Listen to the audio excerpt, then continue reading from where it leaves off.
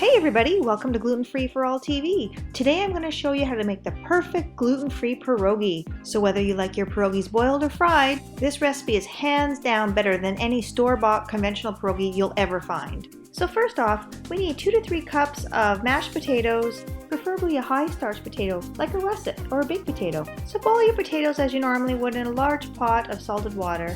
Be sure not to overcook though, we don't want our potatoes too watery. While these are cooking, let's start on our filling. I'm making cheese and potato stuffed pierogies, so you want to use a really strong aged cheddar. It'll give it a really good flavor. I'm using white cheddar, but you can use an orange cheddar as well. It's all up to you. A good ratio is about 1 cup of cheddar cheese to every 2 cups of mashed potatoes. Next, we're going to finely chop a 1/4 cup of white onion and saute until soft and translucent. By now our potatoes should be done, so remove from the water, drain completely, and mash really well with either a potato masher or a food mill like I have here. I love my food mill because it pretty much guarantees I have no lumps in my mashed potatoes, but if all you have is a masher and really strong arms, go for it. Just make sure you get rid of all the lumps. You want your mashed potatoes to be nice and smooth. Now just set aside a 1/2 cup of your mashed potatoes and allow it to cool. These are going to be used a little later on as part of our dough. While our potatoes are still hot, let's make our filling. To our potatoes, add our onion, a little bit of salt, a little bit of pepper, and our cheddar cheese. We want to make sure this is really well combined and the cheese is melted through. We want to have a nice, soft, velvety texture.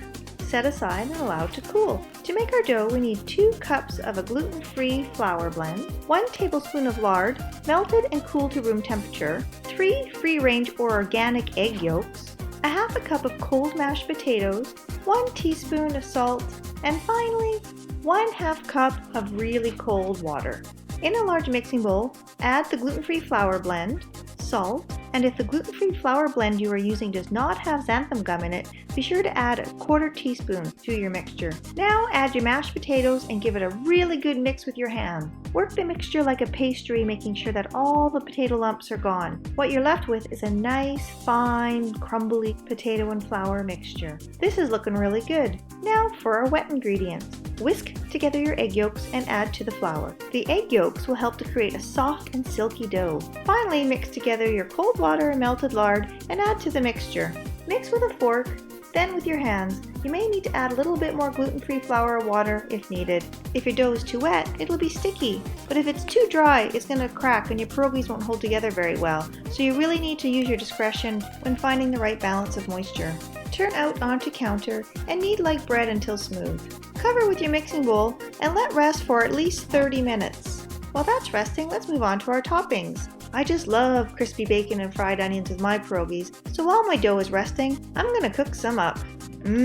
Don't forget the butter. Before assembling your pierogies, put on another large pot of salted water and bring to a boil. Roll your pierogi dough onto a floured countertop as thin as you can make the dough. If it sticks to your counter or to your rolling pin, don't worry, just sprinkle with a little extra gluten-free flour mix to prevent it from sticking. Or alternatively, roll it directly on some parchment or baking paper. This will prevent it from sticking as well. With a cookie cutter or glass, cut circles 2.5 inches in diameter. The secret to a really tender pierogi is to make sure that the dough is thin enough.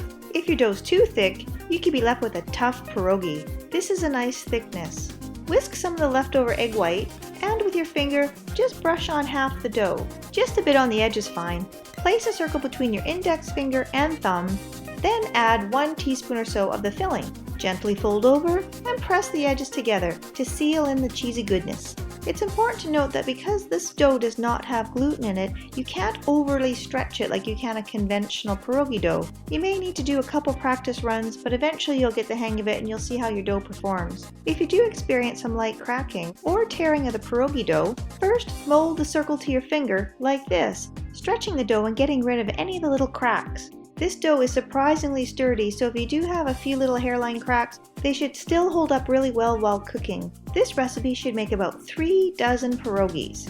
At this stage, you can either freeze the raw pierogies and cook at a later date, or you can cook right away. Carefully drop your pierogies into hot boiling salted water and let cook for about 2 to 3 minutes. You'll know they're done when they rise to the top. Remove with a slotted spoon and place in a dish with melted butter until ready to eat.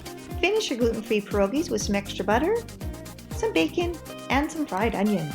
But if you like your pierogies crispy, no problem. Just add them to a frying pan with a little extra butter. Fry for a few minutes on each side till golden brown. Remove from heat and serve hot. I love fried pierogies, especially the next day. Finish them off with tons of sour cream and enjoy. What's your favorite pierogi filling? Experiment with your own fillings and let us know how you make out in the comments below. So if you like that video and you'd like to see more, be sure to like, subscribe, and share it with your friends. Thanks for watching. Bye!